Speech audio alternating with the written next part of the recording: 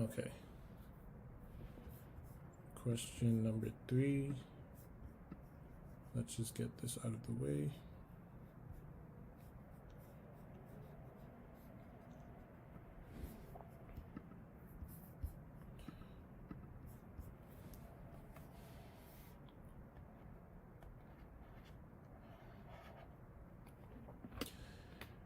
Question number 3. If the market price for teaching is $10 per hour, what is the consumer surplus for the following students if they pay the market price? Excuse me. So, gives us a bunch of scenarios. Jack is willing to pay $24 per hour for his consumer surplus. Sorry, Jack is willing to pay $24 an hour to be tutored. So his consumer surplus is blank. Jill is willing to pay $21 an hour. Her consumer surplus is blank. Kathy is willing to pay $10 for 1 hour. Her consumer surplus is blank. And the total consumer surplus for the 3 students is. So, first of all, this is what our junior tutor answered. Consumer surplus measures the benefit to buyers of participating in the market. It is measured by the amount the buyer is willing to pay minus the amount the buyer actually pays. So let's just write that down. CS for consumer surplus equals,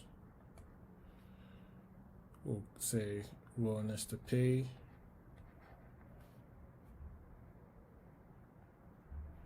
minus AP, we'll just say that is what they actually pay.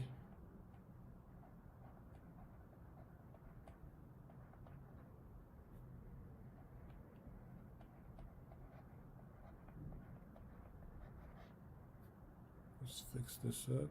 What is actually paid. So that was good. The first thing they did was just give us a brief definition of what consumer surplus is.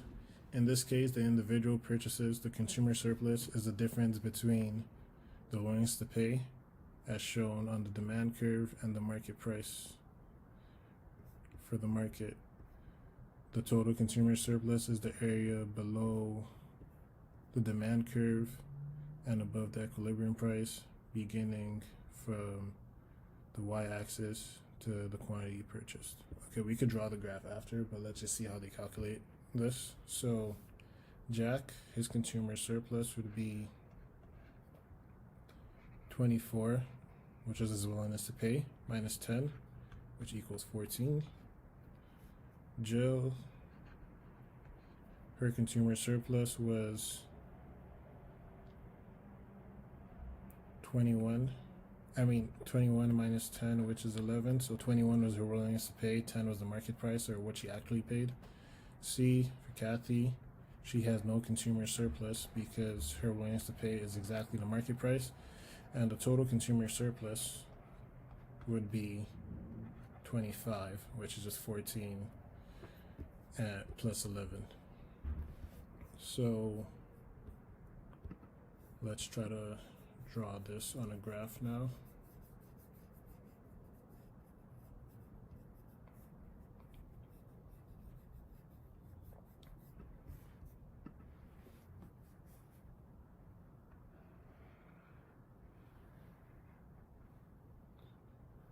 So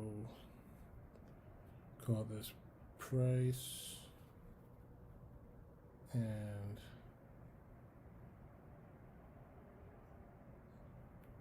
we'll price, and we'll call this hours. So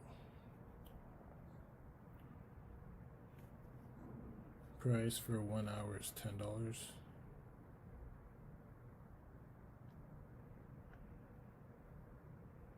Let's erase this.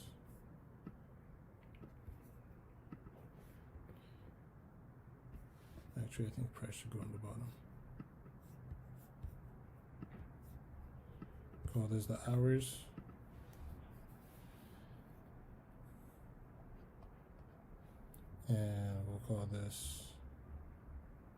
one right here. Jack was willing to pay 24. Joe was willing to pay 21. Kathy was willing to pay 10.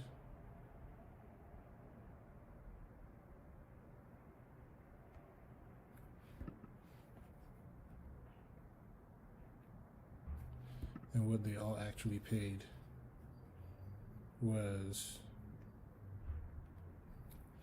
sorry about that.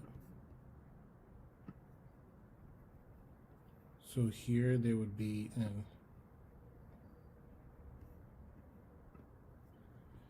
and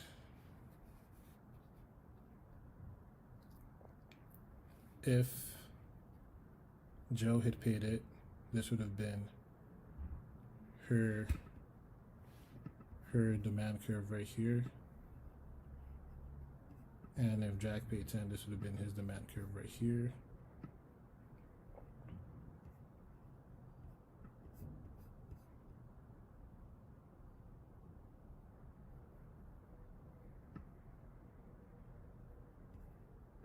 This is messy, but basically their consumer surplus as a total is $25. So yeah, say correct